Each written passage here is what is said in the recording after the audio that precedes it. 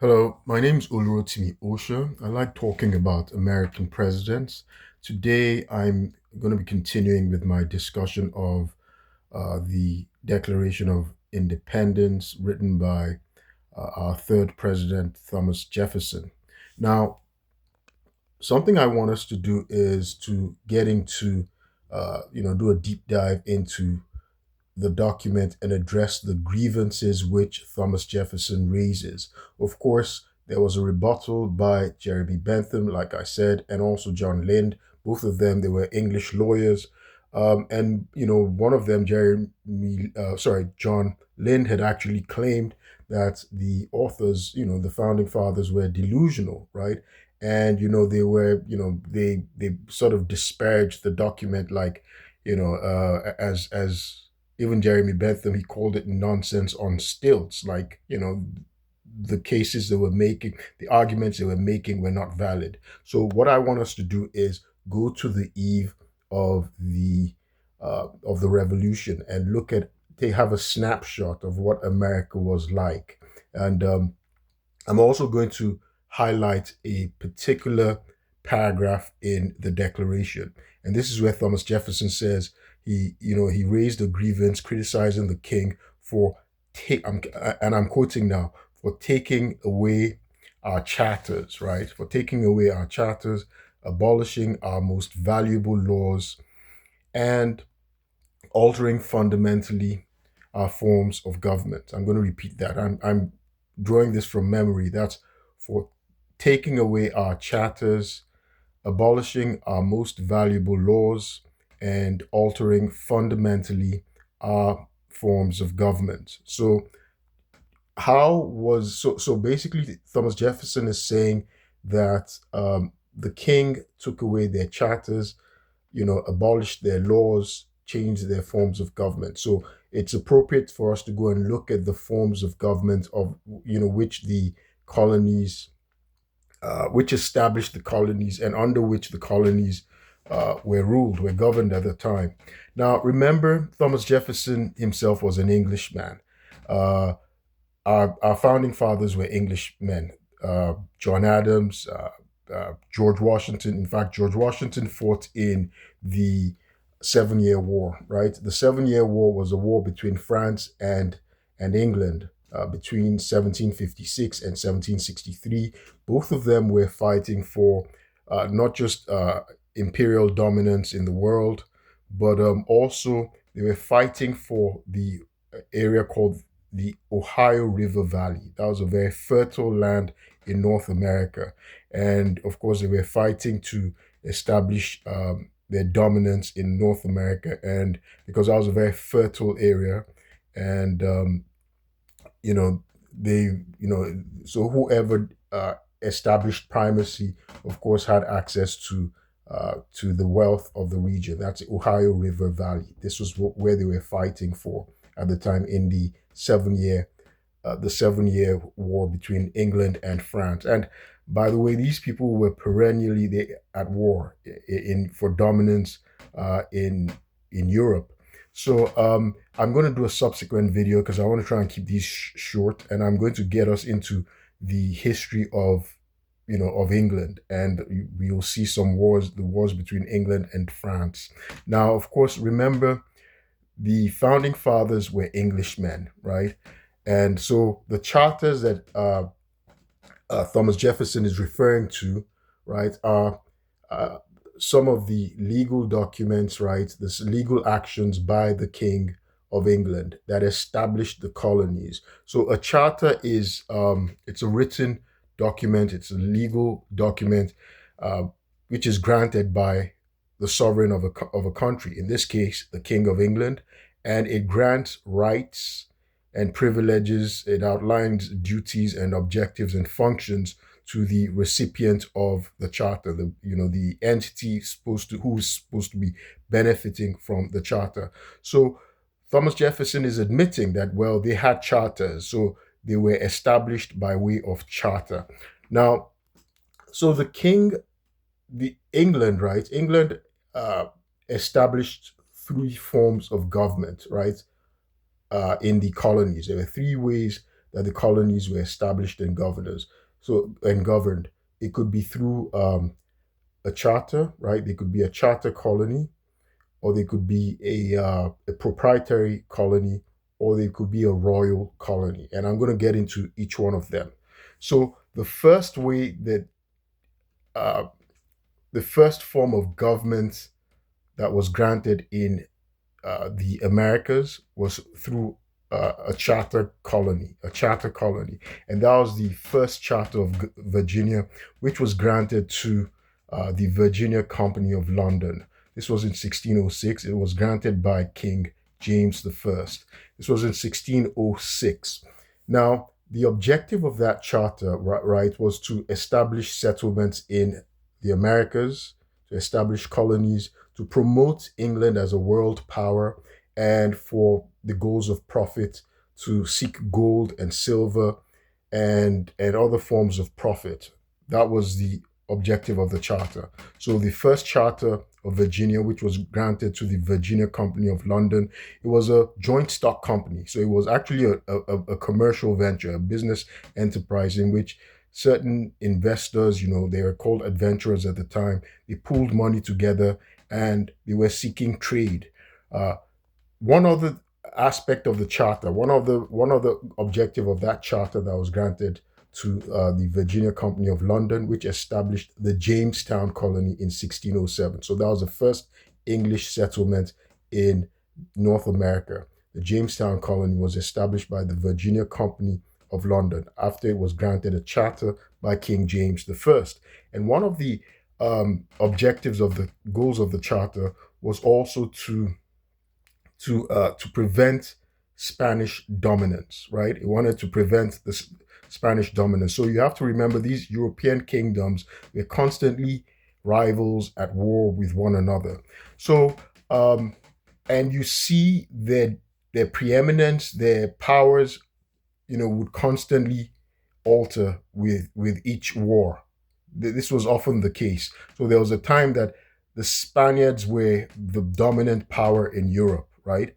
So, of course, we know that it was Christopher Columbus' accidental discovery. He may call it serendipitous, a lucky chance find.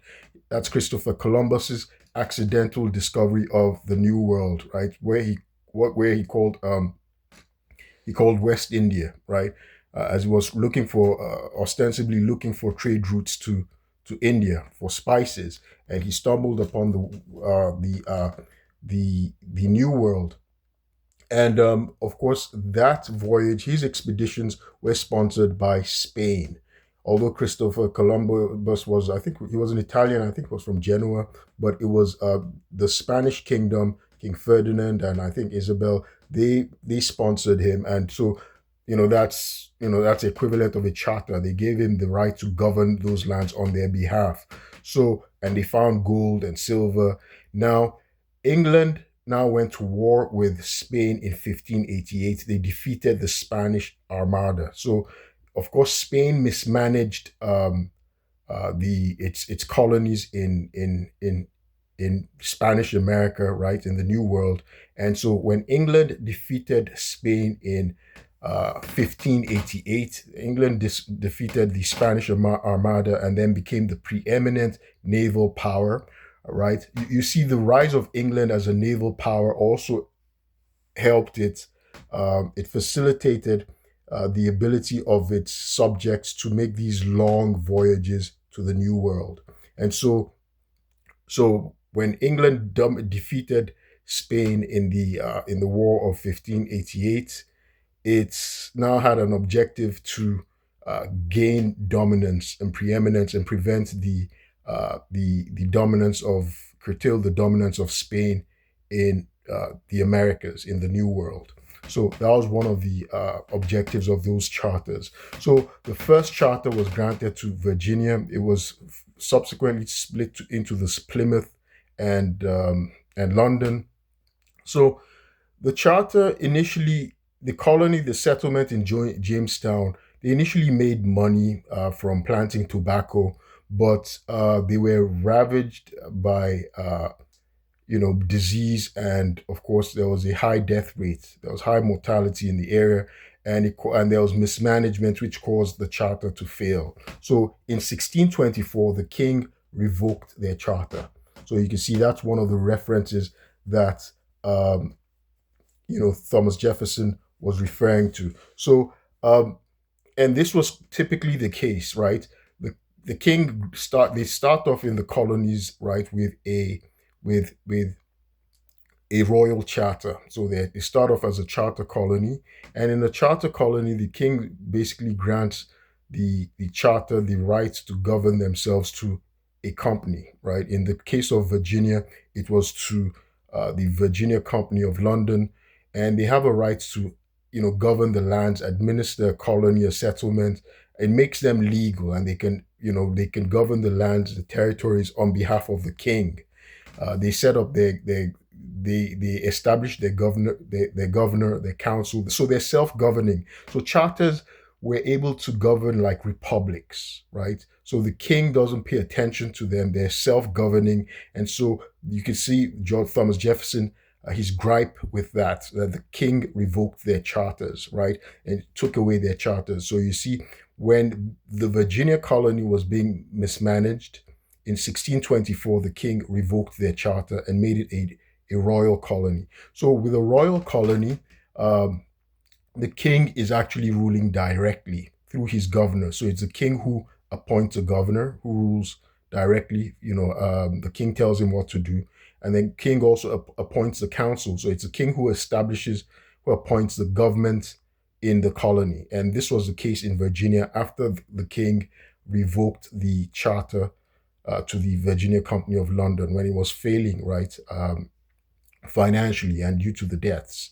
And this happened in fact, by the time of the Revolutionary Wars, most of the colonies were now royal charters.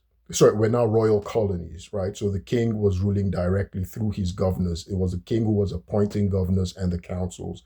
So they were no longer charter colonies, because charter colonies were self-governing. It was the colonists themselves. They could elect their governors. They could appoint their council through elections, and they ran themselves like republics, right? So you can see they liked this. They liked things this way. By the time the pilgrims landed in mass in Plymouth Rock, which became part of the Massachusetts, colony, in 1620. I think this was December 26, 1620. They also started off as a charter, right? They started as a charter initially, and eventually, so that was the situation. So they were self-governing there as well, right? So the pilgrims went there, and that was the Plymouth Rock. That was the first um, English settlement in New England.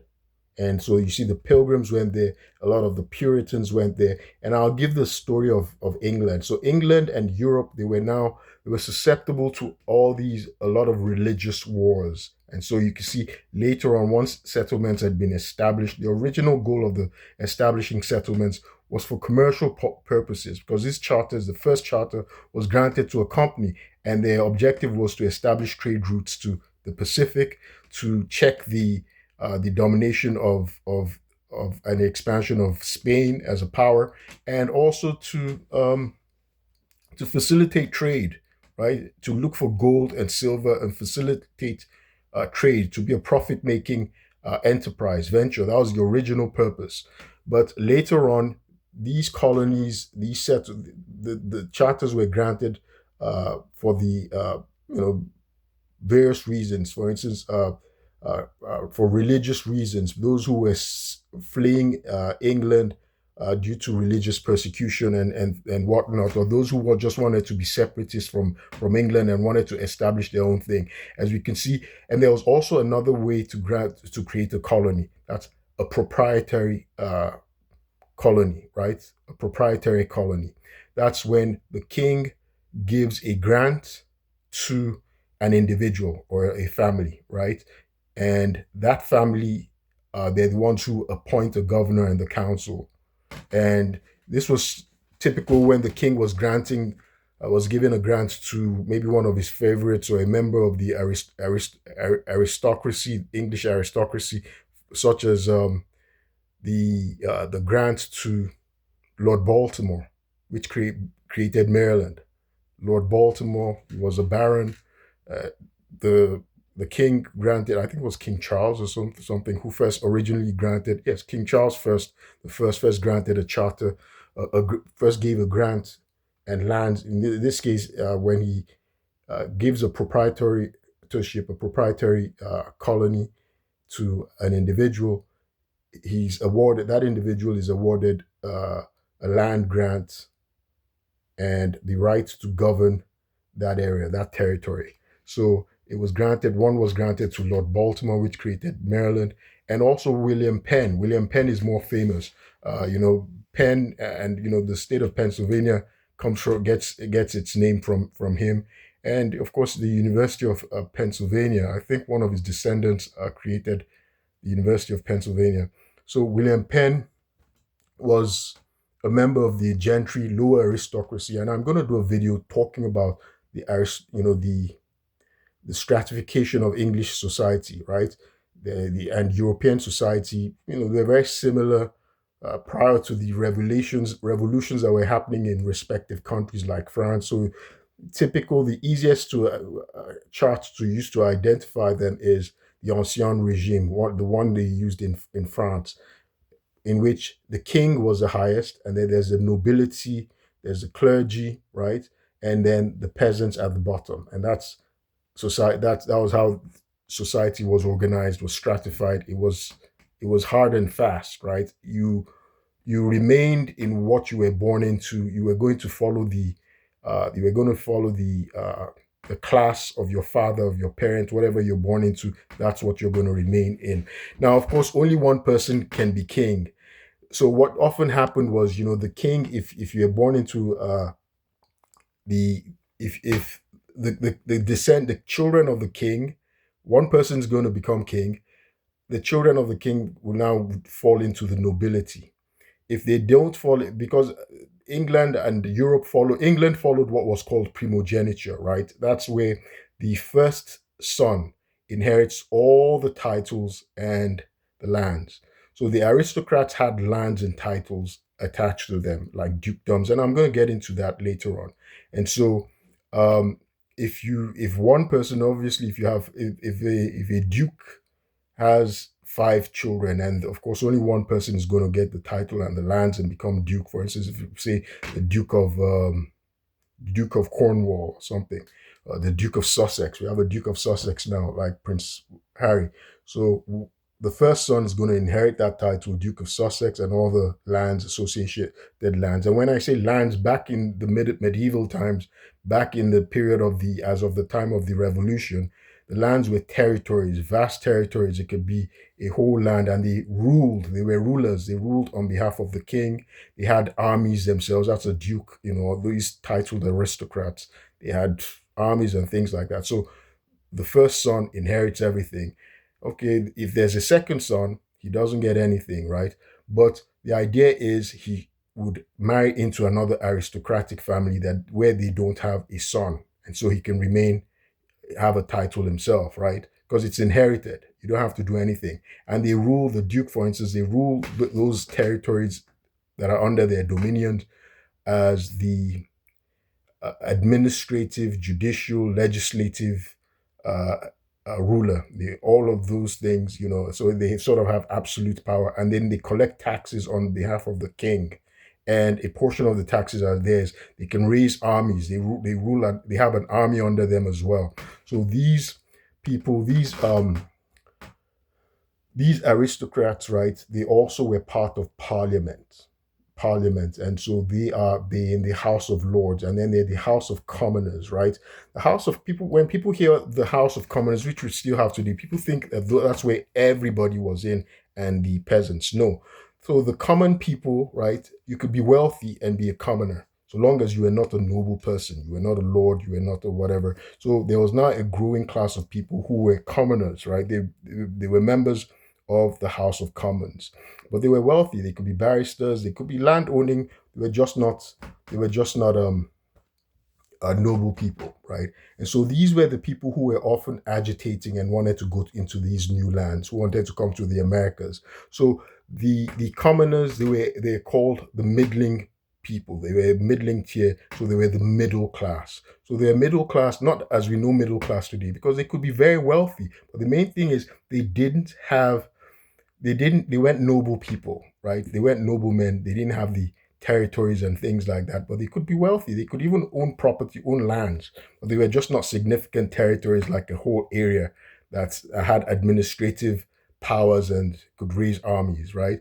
So they were the ones who were known as the middle class. And that term, you would see it translated into the colonies. I'll give you, for instance, Virginia. When Virginia became a crown colony in which the king appointed the governor and the council, they had the assembly, the legislature was called. They had what was called the House of Burgesses, right? So burgesses, that's called burgers in Germany, right? The burgess in Germany. It's a German word. In the French term, it's called bourgeoisie. So remember, I'd done a video and I mentioned how bourgeois means middle class. So they could actually be very wealthy. And these were the people that Karl Marx was talking about later on, because they became a wealthy class based on trade, mercantilism, and industry. So it was that class, even though they were called middle class. So, for instance, Thomas Jefferson was actually a member of the House of Burgesses when before the War of Independence. And Thomas Jefferson was no middle class. He occupied American aristocracy. He was amongst the wealthiest people, right? But he was a member of the House of Burgesses because he was not a member of the English aristocracy. So they were members of House of Burgesses. Burgess means middling, middle class, bourgeois. That's the translation in French. It's Burgess in England, so that's middle class. So these were the people who were agitating, and they were business people. They were adventurers, business adventurers. They were seeking profit. That was the original reason for establishing the first charters that the King of England gave them, King James. And so, as I mentioned, there was the proprietary colony, proprietorship. Example was in Pennsylvania, as was given to William Penn. William Penn was a Quaker, right? So he, the Quakers are still common today. They're often known as pacifists. They're a religious sect, sort of a religious faction of Christianity, and they are against war. Some of our presidents have been Quakers. Like, ironically, Richard Nixon was a Quaker. At least his parents were Quakers, and also Herbert Hoover, right? Herbert Hoover's parents were also Quakers. They are against wars. They're pacifists. The reason they call them Quakers is because they're often their religious services, right? They're normally silent. Everybody's silent until a spirit hits them, and then they start to quake. They get the shakes. That's why they're called Quakers. So they're supposed to experience this spiritual the spiritual shakes or whatever, spiritual upliftment hits them. It's some kind of phenomenon, and then they start shaking. That's why they're called Quakers, and everybody just is silent until the spirit moves them. But they're pacifists, they're good people. So Quakers, their headquarters during the time of colonial times was Pennsylvania, because William Penn was a Quaker, and so you see many of them they set up there. So that was the objective of setting up that the proprietorship in that colony, which became William Penn's proprietorship, which became Pennsylvania. So I've mentioned the charters, and so you see that's what Thomas Jefferson was referring to when he talked about the king taking away their charters, abolishing their most valuable laws, and altering fundamentally their forms of government. So many of them, as I said, they started off as charters, and for instance, Rhode Island was a charter, Connecticut was a charter, Massachusetts had been a charter initially, Virginia had been a charter initially, and the king revokes those charters and makes it a crown colony. And when it's a crown colony, he's ruling directly, and he appoints the governor. He appoints by appointing a governor who answers to him, appoints the council which answers to him, and the governor could revoke their laws. But when they're charters, they're self-governing. It's the so these colonies, these types of colonies, they differed in terms of their level of control. And the charter colony is the most self-governing. It it had the least interference from the king. And so they saw themselves as republics because they conducted elections, they elected their governor, elected their council, their legislative bodies, and things like that. But by the time the king decides to interfere, the king gives, he can take away. By the time the king decides to interfere and revokes their charter, right, he takes away their charter and makes it a crown colony, like he did in Virginia. He is the one who appoints, and this was a situation in New York as well. New York had virtually all the colonies. Most of the colonies had become crown colonies by the time on by the eve of the Revolutionary War, and so independence, when they were no longer charter colonies and they became crown colonies, of course they lost their independence. Proprietary colonies were sort of a middle ground, right? They had a level of independence because it was an individual, like a member of the aristocracy, who had um, who had a grant, and he's the one who appointed the governor and the council. And they often weren't really interested because they were maybe back in England. William Penn came briefly. He lived in the Americas in the colonies for about 15 years, but he went back to England, and that's where he died. So, but they were mostly hands off. They would appoint the governor and the council, and they were mostly hands off and let the colonies run themselves. And but the most restrictive type was the crown colony. And by this time, on uh, by the eve of the revolution, the king had taken away their charters, as Thomas Jefferson points out in the Declaration, that the king had taken away their charters, he had abolished their most valuable laws, and he had altered fundamentally the form of their government. So the governor appointed by the king, he had the power to veto laws. He would veto laws, and you could see, so lawmaking was very slow, right? It took an indefinite amount of time. It was very slow because the king wanted to review it himself directly. The king would review the laws, and he'd be the decision maker. So the king was basically running, calling the shots. And so the colonies could not act. They couldn't do anything. So how did these Englishmen, right, in the colonies, how did they become bold enough to declare independence and war against England? Because England had become weak by the time of the 7 Year War, right?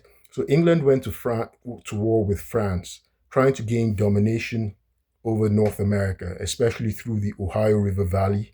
The Ohio River Valley area was very fertile, right? It offered any sovereign power, any power that could control the Ohio River Valley, um, would have access to riches, right? It would have access to riches. That Ohio River Valley, of course, it would become the territories of what Ohio, Kentucky, West Virginia, Tennessee, and of course, its watershed open to New York and other places as well. So it was a very rich area. Tennessee, it was extremely rich, and so the French and America and England were fighting over that region, right? And if the French had won, had dominated, they would be the ones. They would become subjects of the colonists, right? Thomas Jefferson, George Washington, the English colonists would have become subjects of the French. In fact, George Washington fought in those wars against the French, right? And the Native Americans were fighting on behalf of the French against, the Englishmen, right? The colonists were fighting against them. Now, England invested a lot and they ended up defeating France. So, North America, and that was the end of France's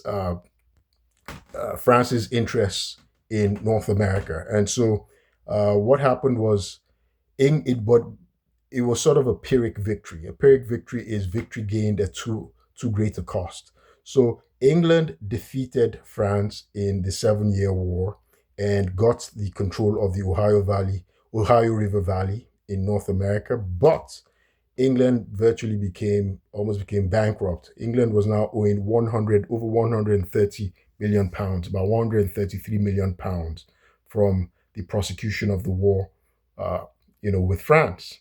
And that was why England needed to now needed to raise money to cover its debts. And that was why it started to impose taxes on the colonies, right? So in a way, even though England's use of its soldiers, its armies, its navy to prosecute the war and defeat the France, it was for England, because England was the mother nation, right? It was a sovereign state. It was for on its it was prosecuting its own war, but it also benefited the colonists, right? Because the colonists were English subjects, and so long as the British soldiers were stationed in the Americas, it gave them protection from Native Americans and the French, other forces. So that's why England felt, well, that they fought this war on behalf of the colonists. England now raised taxes upon them. There was the Stamp Act. There were a number of acts. There was also the Townshend Acts. I'll get into the taxes later on. I want to keep this video short. So England now imposed taxes on the colonies. And of course, these were the taxes that the colonists were now rebelling against, and they started to organize. They first had the Articles of Association to resist the taxes. There was a Stamp Act which England imposed in 1765, but because of the resistance and boycotts by the colonists, uh, England repealed the Stamp Act in 1766, but then it now brought the Townshend Act. There are a series of tax that England just kept on levying, trying to raise money through taxes. And of course, the colonists also mentioned the king using foreign powers, right? Foreign powers, subjecting them under foreign jurisdiction, and it was referring to Parliament, and this is where they now came up with uh, no taxation without representation, because Parliament, that was the government in England. Parliament had become very powerful, and I'm going to do a subsequent video explaining how Parliament actually now held the real power and not the king. Remember, the British had actually fought a civil war, which brought into power Oliver Cromwell, who was Lord Protector. He chose not to take the title of king. He was actually a Puritan, right? He was Lord Protector of England, and he had Charles I, the king, beheaded. So you can see what actually brought that about was also, ironically, it had to do with taxation.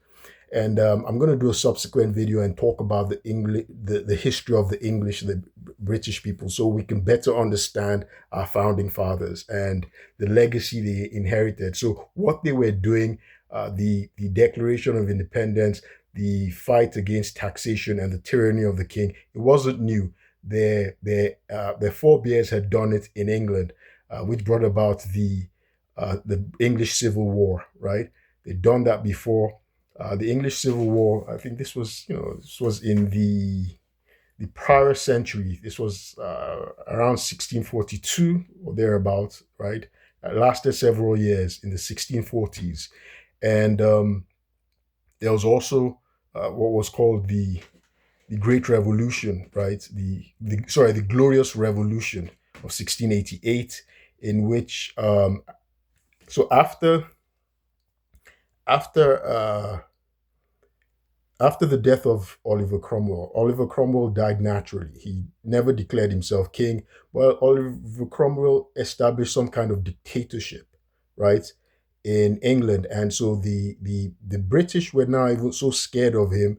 They thought his rule was even worse. It was more draconian than the period of era of kings. So when he died, they didn't allow his son to rule, and they brought back the son of their previous king, or was it yeah, they brought Charles too, and he ruled, and he ruled. And at some point, in the 1680s, around 1688, um they had a king who was actually Catholic. So England also kept fighting these religious wars, these conflicts between Catholics and Protestants, and so they had a Catholic king who was James II. They didn't want Catholicism, and so they kicked him out. The parliament was very strong, and this is what I'm trying to point out here. Parliament was so strong, they went to get the daughter of King James, who was married to a Dutch guy, King William of Orange. That was his name, right? In Holland. They went to get him, and they were Protestants because they didn't want a Catholic king. So they convinced them to come and take over the throne in England. And so they were going to go to war, but James II fled. He saw that he was overpowered. He didn't have significant forces. He couldn't rally enough armies to support him, and he didn't have the support of Parliament. And so uh, that's how William and Mary. So they were the only. I don't know if they were the only couple, but they were a couple.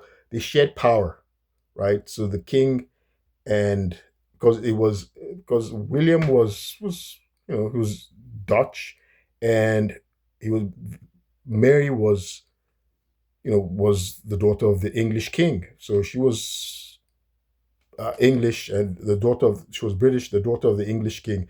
But they had this arrangement in which they shared power equally. Today, of course, there's King Charles. King Charles is the sovereign. Yes, his wife is given the title of queen, but she has no power. She's the wife of the king. She has no power. She's not the ruler. The ruler is actually King Charles, even though he has a queen.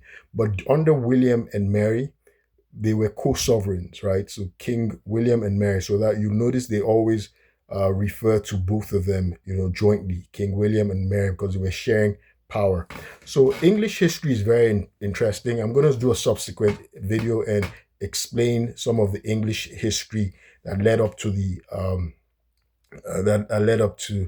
watershed declaration. Um, if we all know Game of Thrones, and we love Game of Thrones. So considering we love Game of Thrones, we would obviously love English history, because Game of Thrones is actually a fictionalized adaptation of English history. So the war between the Starks and the Lannisters. Uh, it it actually invokes a real life conflict between the Yorks, the House of Yorks, and the Lancasters for the throne of England. Um, Let me stop here, and I'll do a subsequent video and discuss more of how we got to the conflicts and the developments, and how we got to the declaration, and how our founding fathers separated from the mother nation, England. My name is Olurotimi Osha. I like talking about American presidents, and I also draw attention to deprivation of rights and color of law violations that I've been experiencing in Montgomery County, Maryland, under a corrupt, racist, and xenophobic judge, James Bonifant of Montgomery County Circuit Court in Maryland. I've been framed. I was swatted by Montgomery County Police in my home. I'm a law-abiding American citizen, and I was swatted, and I was framed by Montgomery County Police. A guy called G.D. Wari was suborned to impersonate himself as my uncle, and they made fabrications in order to. The main objective was to actually prevent and obstruct justice. I'd filed equal employment opportunity complaints, which is my right as a federal government employee, and I was retaliated against in violation of the Whistleblower Act, and I was framed, and I haven't had justice. False charges were filed against me by the police who actually injured me, who shot me, removed me naked, dehumanized me in my home. They acted in a barbaric way, not like a nation where the rule of law is supposed to be paramount. I'll keep you posted. Thank you.